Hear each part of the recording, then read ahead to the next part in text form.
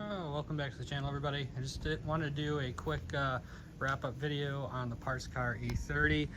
I've got pretty much everything pulled off of it that I'm going to keep. Got someone coming for the shell this weekend. I'll be keeping the rims. I still do have to pop off the diff and the rear axles. That's not a big deal. That shouldn't take me too long. I'm not worried about any of the glass, the regulators. It takes forever for me to get those things sold. I don't feel like dealing with it. I did sell the top. This is actually another top that I got that I'm trying to sell, so hopefully that'll go here soon. Got someone interested in that. It just needs a good cleaning, but otherwise it's in real good shape. Not quite as nice as the other one, but decent enough. You can see in the interior, we pretty much got gutted. Again, I think pretty much everything that I'm going to take out of here is already out.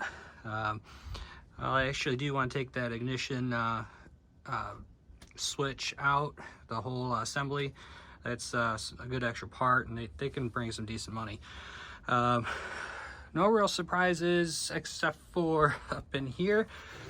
I noticed when I took the carpet out, but the guy hit so hard it actually buckled the firewall. I knew there was going to be some damage from the engine hitting it, but I didn't realize that the firewall itself would be buckled. It's kind of a downer because I do need some of that for the white car. But I think I can straighten most of it out. I'm not going for a concourse restoration or anything. Just don't want holes. So I think we can make that work. What I was mainly after were these floors. You can see they're in awesome shape. I mean, there's a bunch of junk on there for me working on it. The back floors are real good shape as well. I did have to put a drain hole because it was all full of water from the top being down for a few months. But other than that, the inside's all right. The firewall on the other side, I think was okay. I don't remember, but it was kind of impressive that it crinkled that. And of course we have the drivetrain out, and from here we can get a little better look at some of the damage. So, I mean, obviously we knew this front frame rail was pretty bad. I mean, it's certainly not as bad as the other side, but it is tweaked. You know, it's pointing that way and got a big old kink in it. This side, I don't know if I can get a good perspective on this. See if I can you see where the front end is here? I'm standing perpendicular, and you can see how far back the front got crushed. And you know, I've had people telling me, oh, you can fix this, it should be fixed, blah blah blah.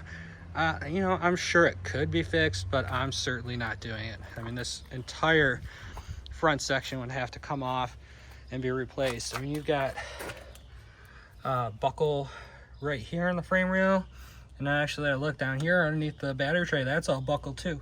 So like I said, this thing's parts, and that's what it's good for. You can see here, this is where the engine actually hit and pushed the firewall in. So again, that would have to be repaired. Down in here in the tunnel, you can see where it ripped all this insulation. That's all smashed. Actually, this side does look like it's pushed in a bit too. And something I just saw when I was pulling this out, that's the sway bar bushing. It's supposed to be way over there. How did it get here? It must have gotten knocked really freaking hard. And then of course here you can see the engine mounts totally sheared off. This side as well. I mean, they probably weren't in good shape before, but the accident certainly didn't help. So they sheared, and that's what sent the engine into the firewall. You really can't see it back there, but there's a transmission cross member. Those are sheared off as well. The drive shaft, I don't know where that went, but that was interesting because the drive shaft itself is was actually bent. So we can go take a look over here at the drivetrain. I got it hanging up still on the hoist. You know, it's hanging. You know, obviously don't work on something when it's strung up like this. I'm gonna let it down, get it supported. I got someone that's interested in the auto trans. I was thinking about keeping the the M20 for the 85, but I had someone ask about it today. I threw out a number that I thought was crazy, and he's still interested, so you know, whatever. So we'll sell it. So here you can see the engine mount is tweaked. One of the crack through the oil pan. Surprisingly, this thing still spins over really well. So, it didn't get run dry. I mean, you can see that these cracks are all high up on the oil pan. So it still had oil in the bottom. I didn't actually drain the oil out of this. I probably should. Then, of course, all the damage here on the timing cover components. I did actually find pretty much everything that I need for the front of this motor. I do have a new oil pan, all those covers, the rear cover here. I need this mount here for crank position sensor. And of course, if we're going to keep it, we're going to go through all the tune-up stuff, and we're going to put all new cap rotor plugs, wires. I did throw a new timing belt on it, just so I could spin it over. On this side, this mount actually looks okay. So really not much to report there. Looks like we had someone try to fix this flex pipe before. Some nice bigger welds, but probably better than I could have done. Let's go back, take a look at this transmission, make sure that it's not messed up. And yeah, it actually looks just fine.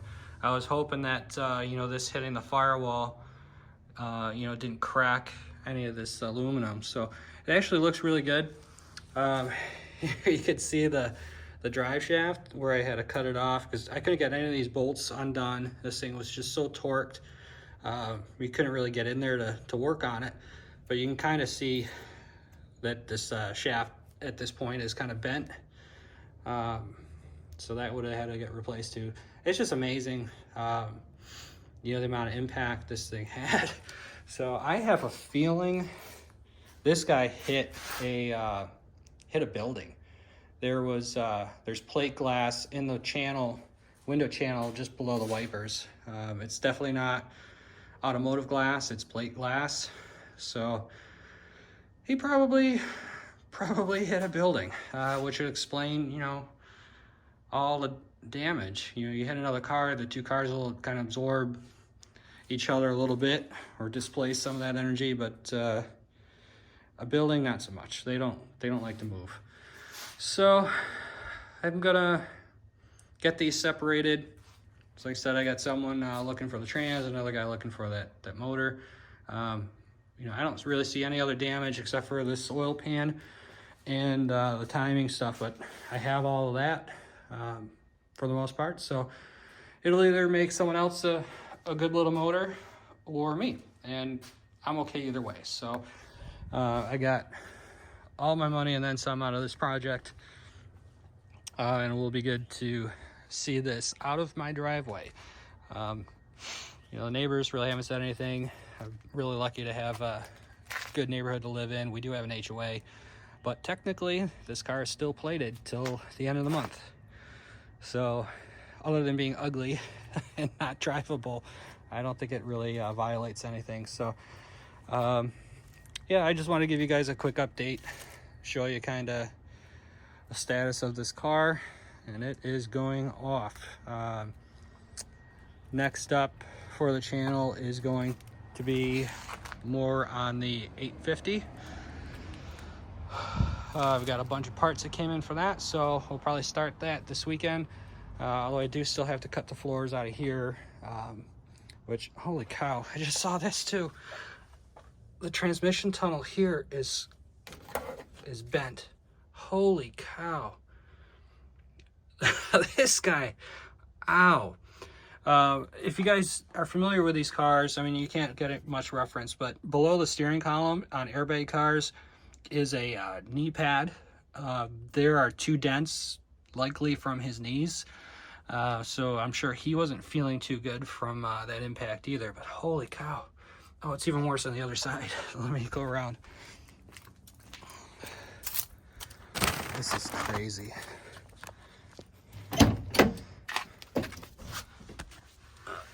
Ignore my glasses. You see the crinkle in the transmission tunnel. Holy crap. So yeah, this thing. Oh yeah, Rob, you can fix it. Yeah, no thanks. I also kind of knew the body was tweaked because when you close the passenger door and both windows were up, they would actually kind of hit So I knew the body was tweaked. Thankfully for the guy that bought the top was down during the accident, so that didn't suffer any damage whatsoever. You know, the frame could have certainly twisted and had some issues. So, and I'm guessing that explains the Bluetooth windshield. It's only held in by a sealing ring. You know, they're not glued in, they're old style. The sealing ring goes in here that holds the glass in place, and my guess is it just yeeted itself right out. So yeah, I think I'm pretty happy with the parts that I got off of this. You know, I hate seeing these things go to the crusher, but at least we were able to save a whole bunch of parts for some other E30s, keep them on the road. And you know, this one unfortunately paid the price. But yeah, I'm gonna cut this one here. Nice little short video for you guys. I'll be posting something here. I gotta finish the walk around on the 8 series, and then we can start working on it. So this will just be a quick little short video for you guys. Again, thanks for watching. You know, please comment below. Love seeing some comments here and there, and all the new subscribers. Thank you for watching. It gives me motivation to keep doing this stuff. So appreciate it, and we'll catch you in the next one.